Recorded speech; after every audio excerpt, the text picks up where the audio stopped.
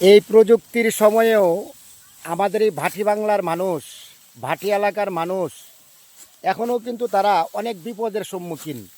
যার কারণ হইল, একটু যদি বৃষ্টির সংখ্যা বেশি হয়ে যায় তখন কিন্তু সেই প্রযুক্তির অত্যাধুনিক সেই মেশিনগুলো ধান কাটতে পারে না।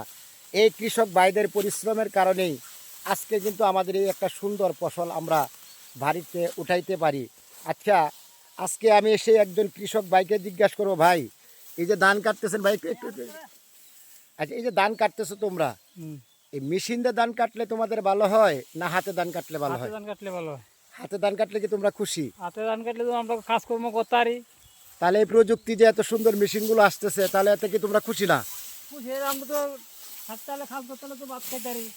আসলে গ্রামের মানুষ যারা কৃষি কাজ করে তারা এই প্রযুক্তির দিকে তারা কিন্তু সন্তুষ্ট না। তার কারণ হলো, খাইছি আর অত ভালো লাগে না। তারা কিন্তু ওই কাজ যখন না করতে পারে, অনেক গরিব অসহায় মানুষ আছে, তারা কিন্তু বেকার হয়ে যায়।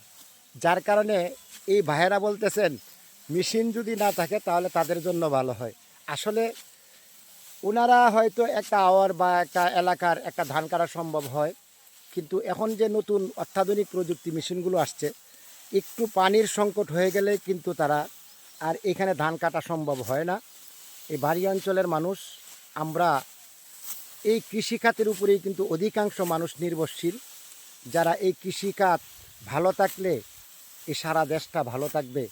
যার জন্য এই কৃষক ভাইদের জন্য আমরা সবাই দোয়া করব, আল্লাহ তাআলা যেন এই কৃষক ভাইদেরকে ভালো রাখেন এবং সুস্থ রাখেন।